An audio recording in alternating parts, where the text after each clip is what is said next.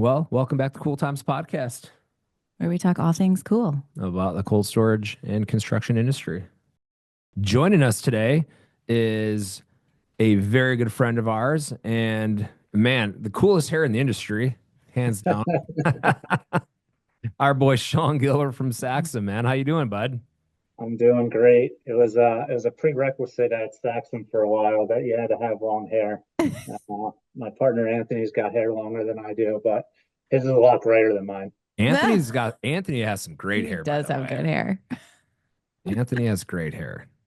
Well, I feel like we got that same kind of look going on for a while. It was like the beard and the spiky hair. Oh, you work at Freeze. We do have that at Freeze where all of our guys have the same haircut. We're trying to diversify now Yeah. Yeah, we are. with Dan and Kevin. We got Kevin now, who's bald with a goatee, and Dan Costello is bald with a goatee. So now You're it's either you have diversifying hair by like mine default. and a beard, like me and Luke, or you look like Dan. Yep. That's it, man. So, Sean, welcome to Cool Times, man. This is exciting. We're glad to have you. This is going to be a very sought after podcast to listen to. Everyone knows, and I feel in our industry knows who Saxum is, but maybe they don't know who Sean is and what Saxum really does. And this is what like we want to get to know. We want to get to know Sean and Saxum. So I guess and why don't Give you us an overview. introduce yourself and introduce your company? So I'm Sean Gilbert, one of the partners at Saxum Real Estate, and I lead our cold storage platform. So Saxum is an investment development company. Today Saxum's got a little over 3 billion in AUM. We've probably completed close to 50 projects to date. Majority of the team is based in New Jersey, and we also have a team based in Austin, Texas. But the primary focus of our business is cold storage and food processing facilities, dry industrial, and housing. And it's been a pretty unique and entrepreneurial journey to this point. So, my partner Anthony Rinaldi, he founded the company about 12 years ago, and he had kind of an investment thesis, and the original investment thesis was just kind of boutique adaptive reuse type buildings. So I think his first two projects, he bought like 20,000 square foot, office buildings and gutted them. Mhm. And, very entrepreneurial. I think he had like cranes in the street without any permits. And was Sounds like just us, no? was just figuring it out, and ultimately wanted to build and scale a company. And so I got introduced to him, as he was looking to bring on kind of an acquisitions guy to help him.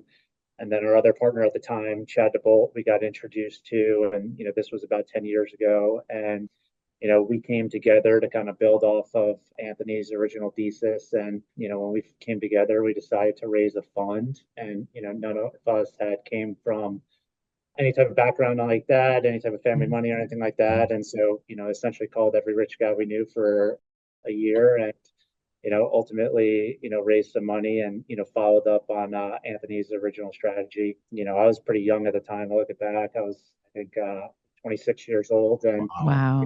I grew a beard, so I didn't look so young in those meetings. Kind of, and it's stuck ever since. Oh yeah. But, You told me yeah, that there, when we had dinner at Icon. You're like, yeah, you told me your story. Like, man, I had to grow a beard and this. I'm like, I had to do the same thing, but it took me a real long time at that time. yeah, yeah.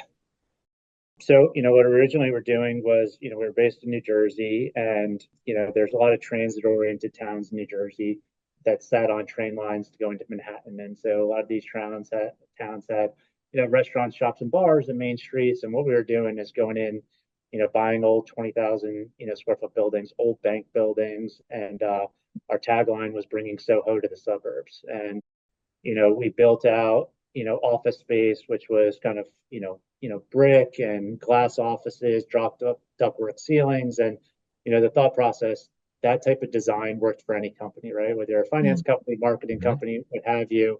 And so anytime a tenant left, it wouldn't be this giant, CapEx that had to go back into the building for a different type of company. Right. And so, that was the original thesis. And, we were pretty successful across, probably 12 or so projects.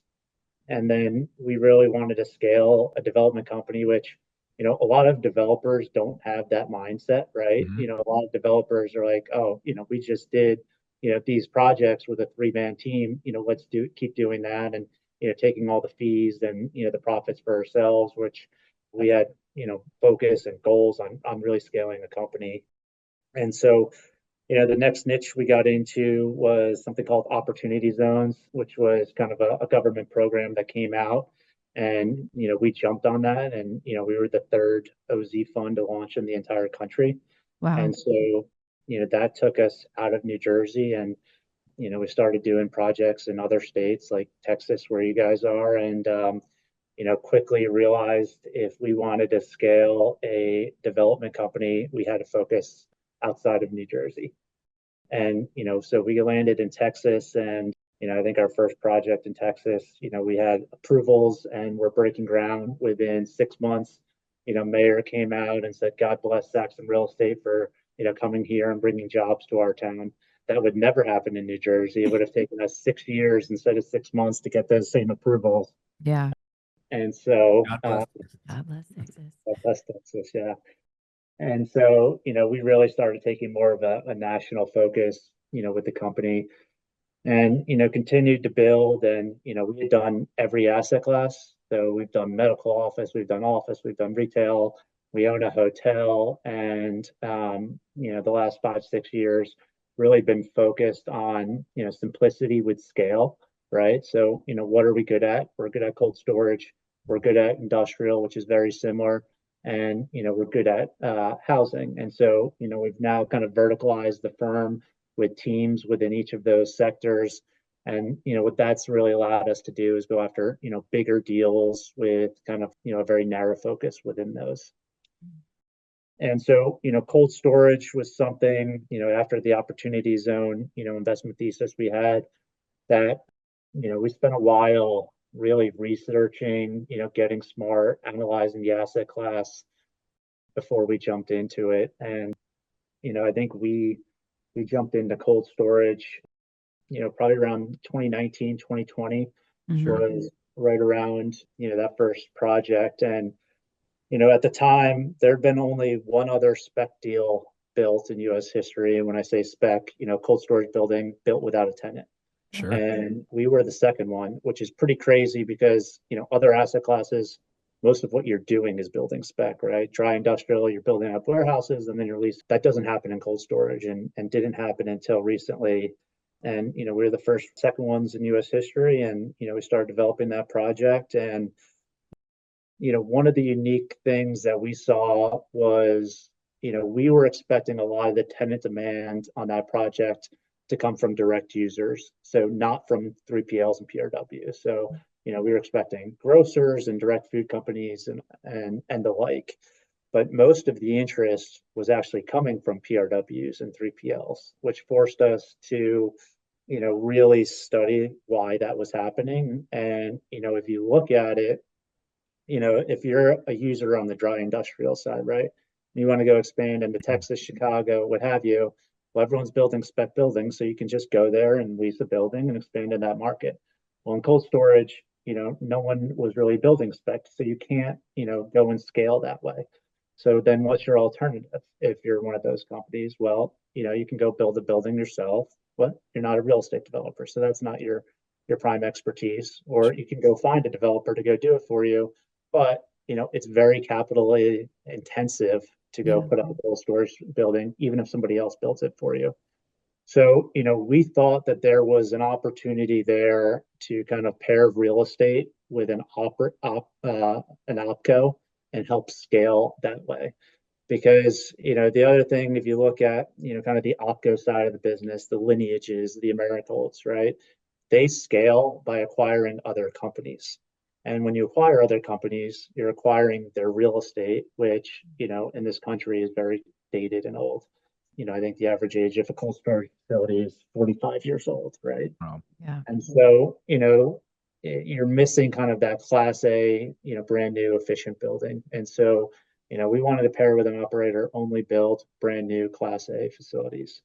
And at the time, we got introduced but to a gentleman by the name of Chris Hughes, who's now the CEO of Arcadia Cold Storage. Mm-hmm. And Chris has held previous roles. He was the chief commercial officer at Americold. He was the co-founder of Agro Merchants, which he sold back to Americold. And Chris's biggest issue, for growing those companies through acquisitions was you had a bunch of different supply chain technology systems then on the operating side, right? So you can have a customer that might need to log into three different, supply chain systems to track their product. Mm-hmm. And so, kind of the idea was born that, we could come together, build brand new Class A, extremely efficient facilities that would all have, one supply chain technology system. Mm-hmm. And so, shortly after that first building, we formed a strategic partnership with Chris and Arcadia, where Saxum is now really their sole developer on the real estate side, which has allowed us to scale very quickly. So, Saxum's cold storage platform is really twofold. It's the Arcadia build to suit platform that Mm-hmm. we're the sole developer for Arcadia.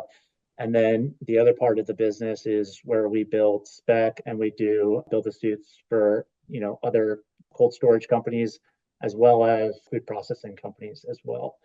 And so, we've really been, coming out of that first building, very, very active. The last, call it 4 years or so, Sure. I think we've built close to 3 million square feet. I think we opened 5 buildings in 1 year for Arcadia alone. We've done a couple of projects with a big vegetable distributor called Mucci Farms, Mm-hmm. one down in San Antonio, Sure. one up in Detroit. And right now we're working on a couple of big food processing deals as well. So, Yeah, food um, processing is big right now for sure. It is. yeah, Hey, was there a pivotal moment in your career that completely changed your perspective of the industry? um, I think, once early on when we were, really getting smart, right? And getting smart, it's you're meeting with the GCs, you're meeting with the subcontractors, you're meeting with other users. I think we realized how specialized the design and how thoughtful you have to be with design, Mm-hmm. right? Because now I see a lot of people that are say, hey, I've got this design for cold storage. It's super easy. And, it's just here's this box. But, I think within cold storage, you need to be very sensitive to design.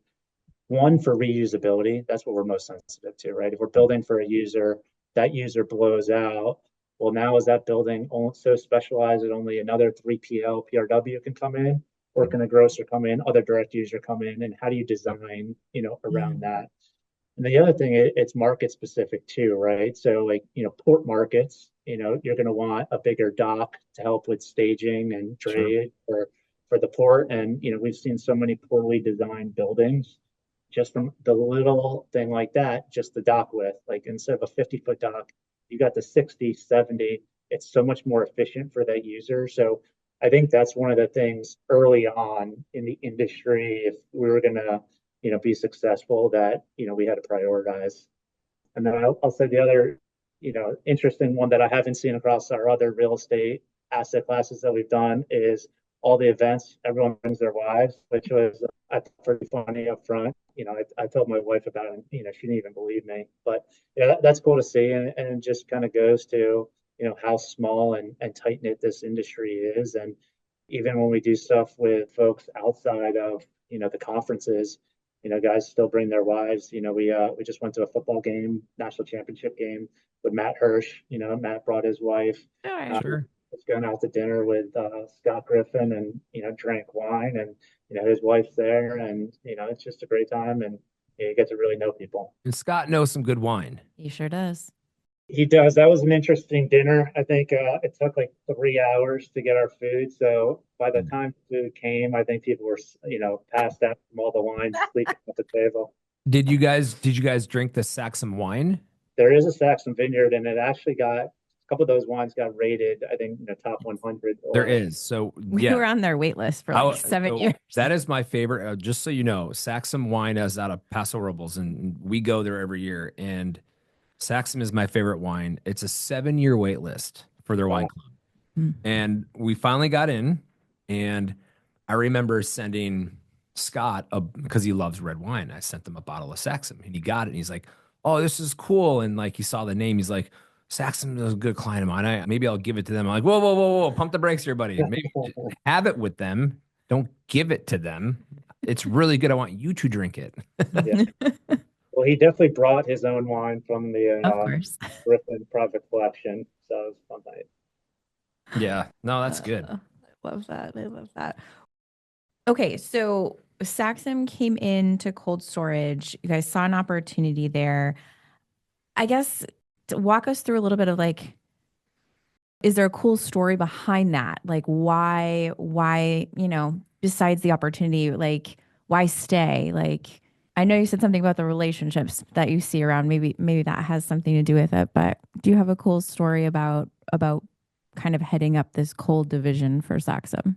Well, I guess stepping back, so why stay? I mean, we just think that there's a unique opportunity here, right? Yeah.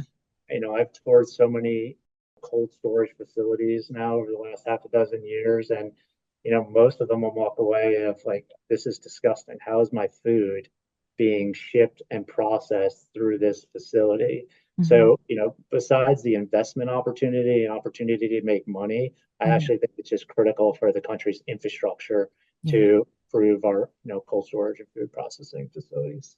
Hmm. Um, one cool story I did have was, I did my master's at Columbia, and at the time I had a teacher, an adjunct professor, which meant like he had a full-time job and still taught this class. And the class was called like, investing in like New York, LA, and Miami or something like that, because that's where his firm invested in. Okay. And when me, Anthony, and Chad came together, we went and met with him in his office and really wanted to pick his brain about, scaling the company and kind of, take any advice that he could offer us. And about a year ago, I shot him an email because that guy is actually Sonny Kelsey. He's the co-CEO of BGO, Bentall Green Oak. And Wow. so we did a $500 million deal with BGO about a year ago. And I shot Wow. him a note. I'm just like, hey, I don't know if you put this together, but I did, coming full circle of, us kind of asking you advice or even you as a teacher of mine to, now we're doing a very large scale deal with you. So, and that was a cold storage deal. And I thought that was a cool moment. Dude, that's That's so insane. cool. That's a small world, man. Right? It really is. Wow. But I don't know. There's a lot of meaning in that to have that like come back around like that. Wow. That is neat. Yeah, definitely, definitely don't feel like we've made it, but it helps kind of, hey, you're on the right path, keep Yeah. doing what we're doing here. So, Did he ever have like a piece of advice or something that stood out in his teachings that I don't know felt important to you, or that you carry with you into your career now? Your approach. yeah, I think just some of the good advice that we've gotten through the years. I think, one was, stay in your lane. I don't think it was stay in your lane. I think it was stay in your effing lane. But I think the meaning behind that was right where, figure out what you're good at and become an expert in that, right? If you're going to do cold storage, don't just do one cold storage deal a year and try to figure it out. Become experts in that space, put a team of experts together. We've done every asset class and now we've pivoted to, all right, these are the three things we're doing. We're going to be experts in those fields, and that's how we're going to attack it. Yeah. And I think that's really smart because I think sometimes in entrepreneurship, things get really shiny and everyone's like, oh, I want to try this. I want to try this. I want to try this. And it's good to Mhm. try things, Yeah. Yeah, but for it's sure. also good to then, like you guys, like you said, we're narrowing our focus. We're bringing it back to these are the things that we want to become experts in. And I think that can sometimes be a really hard lesson to learn as an Oh entrepreneur, yeah. and not everyone learns it. Yeah. Yeah. Well, Sean, you talk about scaling and scaling your company. How many employees are y'all up to now? So I think we're up to about 35 employees. And so kind of how that's broken up, there's, a 7, 8 person acquisition team under me. And then the biggest piece of Saxum is our development construction team, which is headed by my partner, Kieran Flanagan. They call themselves the Dirt Dogs. I love it. The Dirt And Dogs. So cool.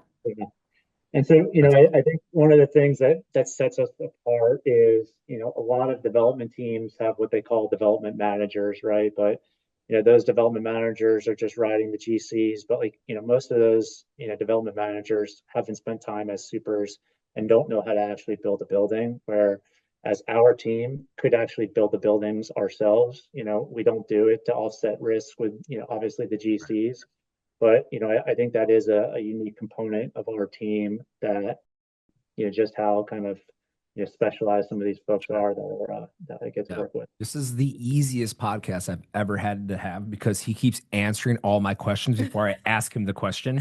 Like, Sean, how do you separate yourself from other real estate development companies? Well, funny you asked that, Vince. Let me tell you, you already did. Yep, very much so. Dude, it's like, and to be fair, we always, for the most part, share our questions with guests Yeah. before the show. And Sean, you went in blind on this one. I did. You're like, just bring it. Well, I think it's a testament to the Oh, passion that they totally. feel for what they're Oh, doing. Like that yeah. comes across when you have that. It's really Mhm. easy to talk about what you're doing, and It it's is. easy to talk It about your is. teams when you're passionate about what you're putting together. So, So let's talk about you scaled you got 35 plus people, culture, that company, innovative vibe, culture. Like how do you instill that in your people? What's your culture like? The culture is definitely the most important piece for us. I think, we're very, very thoughtful in hiring folks, and we hire slowly. So, getting hired now, you're probably going through 10 rounds of interviews with different folks, right? So I think it's really scrutinizing folks, because not just what they've done, but to make sure that they fit within the team. And Hmm. the team, it's almost like a sophisticated frat at times, but meaning everyone works very hard, everyone's in early and Hmm. works hard, but everyone loves going to a good happy hour too. And we've done some cool things as a company. We flew everyone out to Austin, Texas. We took in a UT football game, and so we get together with the wives all the time and stuff like that. So I'd say culture is extremely important to us. That's awesome. Mhm. Well, when you're not immersed in the real estate development game, what are your hobbies? What do you do, man? So we actually live on the Jersey Shore. So I live about 4 blocks from I'm doing the. a fist pump right now for all my Jersey Shore fans out there. No, okay. So I live about 4 blocks from the beach. I got two little kids, so in the summer you can find us on the beach, which is a really fun time. And then in the winter, we've got a condo up in Vermont. We try to get up as snowboarding as much as possible. My wife and I were just out in Jackson Hole snowboarding, which is pretty cool. Oh And Mhm. yeah. here we've When got did some we go friends. there? A few years ago Yeah. for New Year's Eve. Yeah, I I Jackson. think also like to go skiing. I ski. I don't He's a snowboard, skier. but I was gonna say I think we've got some friends building a house in Eagle, Colorado. we You do. may. You You might have may. you might have some friends that are I've heard a rumor about that. gonna have you out when that's done. The whole family and the kids. Mhm. How old are your kids? 3 and 1.5. Mm. I So you actually don't hear have them on a snowboard yet? You can be on a snowboard You that can uh, young. at three. You I've can. got him on a snowboard. I had Yeah. he was on a snowboard last year when he was 2. I got him on a snowboard this year. But we made a big mistake. They've got the waffle cabin, and you can smell the waffles, for months. And so, we've given him now waffles, and now he knows like 2 runs, waffles, and he's like done for the day. So we have to course correct a I'm little like bit. two runs, margarita, And a bowl of chili. and a bowl of chili. You and my wife would have a great time. She's Yeah. like 3 runs, cocktails, and that's it. But then I'll go back out. You do go back out. You do go back out. Yeah.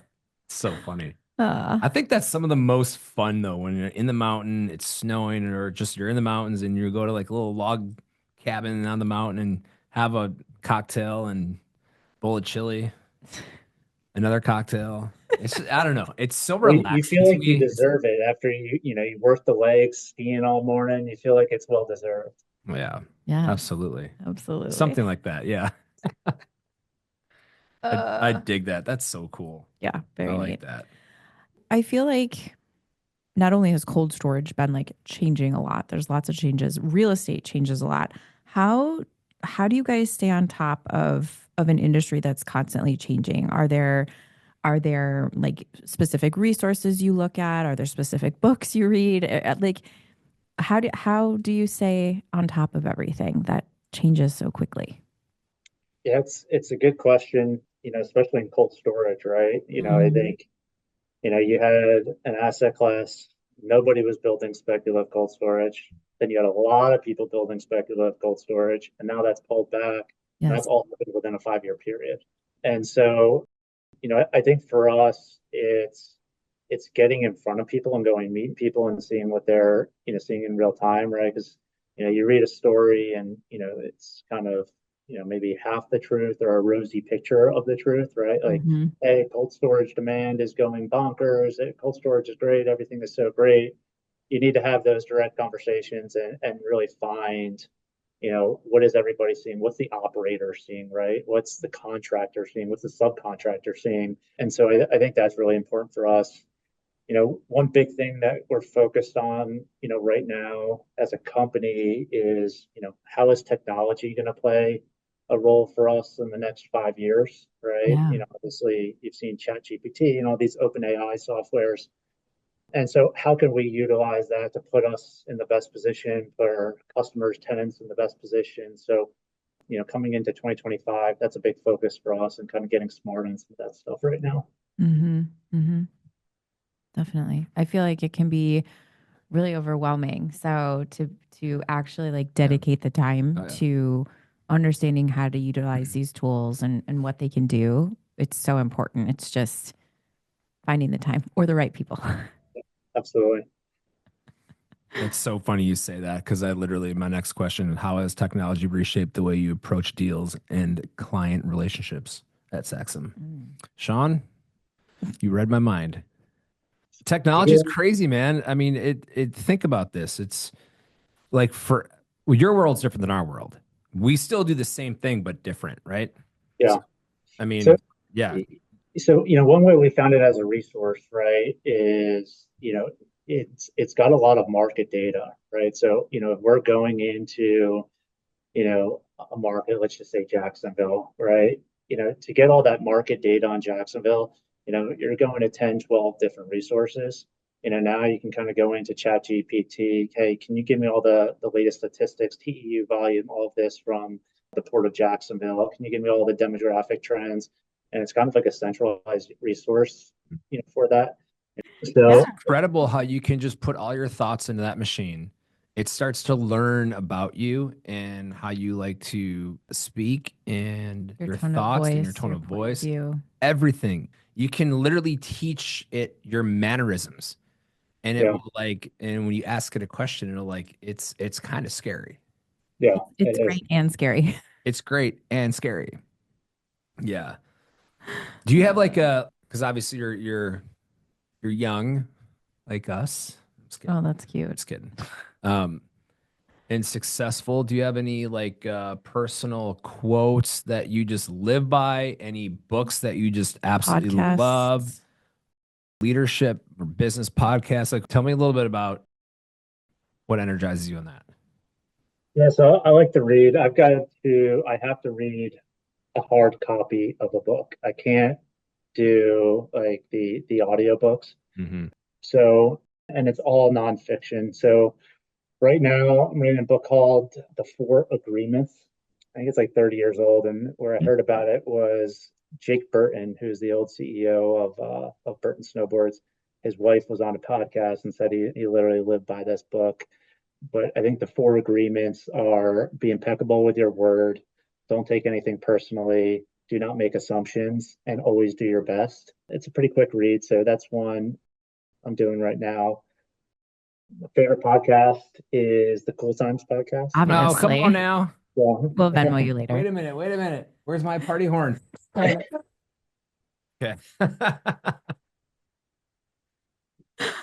Non-cold. Do you have a non-cold Yeah, storage related yeah. podcast you I enjoy? know you too. Non-cold storage.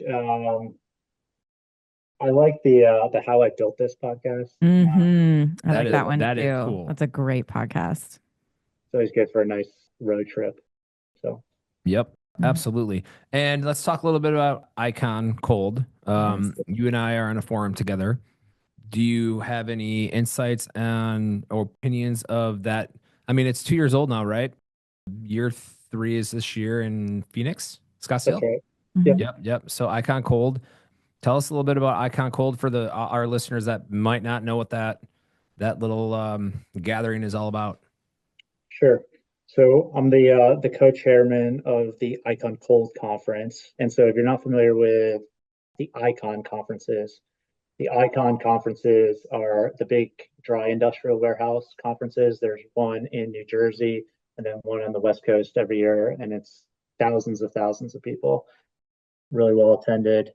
And NIAP Icon has now launched the Icon Cold Conference. And, the idea behind it was, really bringing together kind of the capital markets, side of the business. So, bringing real estate investors, developers, lenders, leasing folks, all focused on cold storage in one space. Obviously the big ones in our industry are GCCA and SEBA, but GCCA is a lot more of kind of the opco side of it focus. SEBA is a lot of construction subcontractors, and so it was not meant to compete with either of those, more just kind of complement it with some more of a capital markets focus. So we had the first one in Atlanta 2 years ago that sold out, Mhm. 350 people, and this year in Vegas, sold out again, double the capacity at about 700 people. So, it's definitely well attended.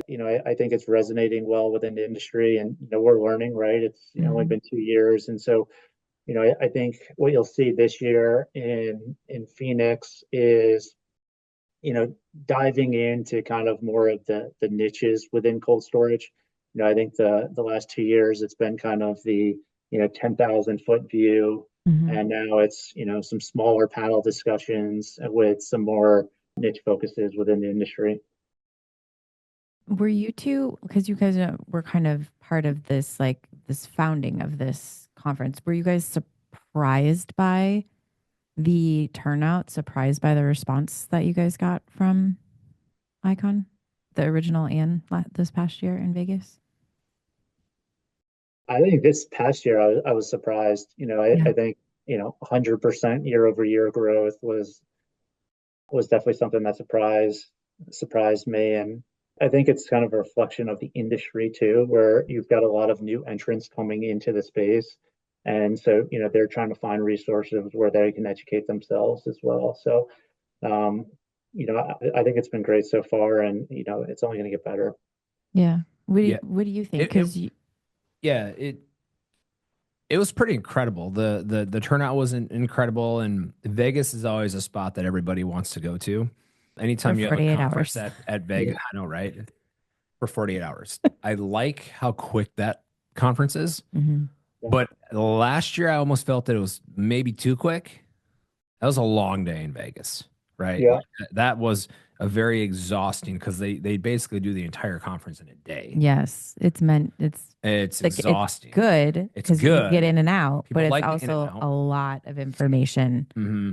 at one time too. They, The I'm not space sure. layout was a challenge too, with the exhibitors and the speakers That's what I was all gonna in. say. Yes, The exhibitors and speakers being in one big room, like just having that 8 foot tall glass wall between where the expos or expo exhibitors were, and like obviously all the where they were talking, presenting. presenting. It was because everybody was networking all day long in the expo, Hmm. and we couldn't shut them up. Yeah. I mean, That was I, the challenge I for had sure. I had NAOP and Icon staff coming to me and saying, "Can you help bring everyone's voice down?" Like, I'm like, I don't work here. Like, I don't know what to tell you. Are you sure they weren't asking you to bring your voice down? Hey, no, I mean but besides that distraction, it was a great turnout. Do they have plans to change that layout or format this year? I'm definitely going to be a proponent of changing that. I think it was kind of just I think it was a result of where we were in the hotel that Yeah. drove that. Can we Mm. not go back to Caesars? That'd be great. I don't need to go back to Vegas for a while. Same. I know. I know. That's so true. I'm a really big fan of Aria though. I like the Aria. Aria is really It's a little nice. quieter Quieter. for people at our It's age. become the quieter hotel. That's still like kind of newer and modern, I guess. Yeah. I don't I know. like quiet. I like cleaner. I was breathing a lot of that hotel Mm. smoky air for Yeah. Yes, 2 days is a lot. I think that you and I love the smaller boutique style hotel. I do. Quieter. Yeah. Yes. Mhm. Absolutely. All right. Question? Yeah, you have another question? Well, I was going to ask because we've kind of talked a little bit about how Saxum started, and obviously our focus here is cold. But like, where does Saxum does Saxum have a 5-year plan? Like, where do you guys see yourself? I know you're coming kind of narrowing your focus. Like, what would be some goals that you guys have? I guess over the next 5 years. Sure. Yeah, I mean, from a staffing standpoint, we're at 35 people. I don't think Saxum grows, too much larger than that. Maybe it's another half dozen folks or so. Sure. One of the things we've actually been doing in the cold storage vertical is hiring some folks outside the real estate industry. So we just hired a gentleman that came from the protein business Hmm. and hiring some other folks, like that to, continue to help expand our build to suit business Okay. outside of Arcadia. And so kind of leveraging some of their relationships there. And then, within, the other asset classes, not cold storage, on the industrial side, we started to get involved with some larger master planned industrial parks. So we actually own about 800 acres next to the Jacksonville airport, which we've designed 10 buildings, about 3.5 million square feet. Hmm. And we've done some things similar in El Paso, Texas, where we just acquired 200 acres and we could do 4 very large industrial buildings there. So, on the industrial side, it's being kind of more thoughtful about some larger plays there. And then on the residential side, we've actually shifted our focus there. A lot of what we've done historically was, kind of 6-story wrap product in the Northeast, which, now we're completely shifting that investment thesis to single family rentals. And so we've got our first single family rental project out in Raleigh, North Carolina right now. And we're working on a few others. But, I think kind of the thought process there has kind of always been, similar to Saxum's thought process is, finding niches that we can kind of come in and specialize and bring kind of an institutional approach to. Yeah. Hmm. Very cool. Do you have like a preferred network of design builders that you guys like to work with, GC wise, or are you guys still pretty open to meeting new GCs and seeing what they're all about and testing the waters with other folks? Yeah, we on the cold storage side, we typically always do design build, and it's more of the national folks. And we're pretty open. I think originally we thought, hey, let's just stick to 2 guys, and we just roll the 2 companies forward. And for different reasons, don't really think that's the best approach. And so, we've used all the names that you guys are Yep. familiar with Yep. working with. Mhm. Yep. You don't have to bring that. You don't have to say the names. I don't want I'm you to giving get them a mad. I plug. don't want I'm you to gonna get give them a mad. plug. You don't have to say any Primus, names. Briscoe, FCL, Clayco we're working with right now. And so, and when we approach a project, right, it's Mhm. not just the name of the company, it's really, the team that they're putting on the field. The You know, people, man. that's right. I mean, right now we're doing a project up in Northwest Indiana and FCL Super actually grew up and lives in that town. And Oh, so wow. it's That's so cool. that really works and goes a long way. I Mhm. love that. Mhm. That's very cool. What do you look for in, I'm going to ask you a business question. What do you guys look for in a good GC? A good GC, I think it's track record, it's how do they solve problems, right? Are they gonna, roll up their sleeves and get with us and solve that problem? Or are they gonna Yep. be, pointing the finger? Yeah. It's who's the team going on the field, right? Our construction guys, will go out and spend time with the super, right? Go spend time with that main team. Mhm. So it's not just kind of an interview in a conference room. It's really understanding who that team is that's going to be Sure. building this project. Absolutely. Yeah. Getting away from the finger pointing and Oh, getting to the totally. collaborative problem solving, that's such an important piece that I think you want in any partnership that you're Yeah. entering into. Do you still see because everyone is going to want me to ask this question. So I'm going to ask it. How do you see the spec build future this year and next year and the year after moving forward? Because it's been pretty crazy. Yeah. Been pretty crazy. Mhm. How do you see the spec build for the next this year and a couple of years after that? How's that look like on that? Your opinion? Yeah. I think you're going to see definitely a slowdown from, kind of that run up the last 3, 4 years. And, I think one, there's some supply sitting out there that needs to be leased, and most of it is doing well.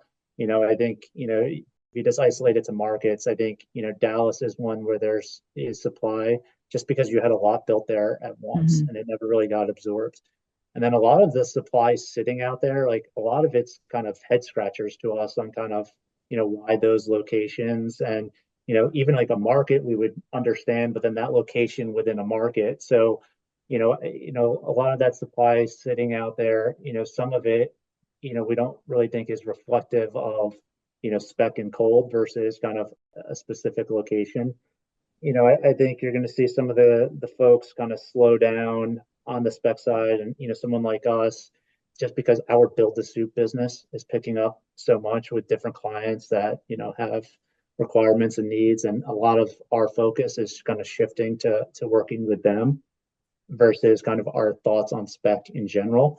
Mhm. And then I think one of the things that we've learned about spec is the sizing of spec. We really see that tenant sweet spot demand is 100 to 150,000 square feet, where spec direct to users want to be.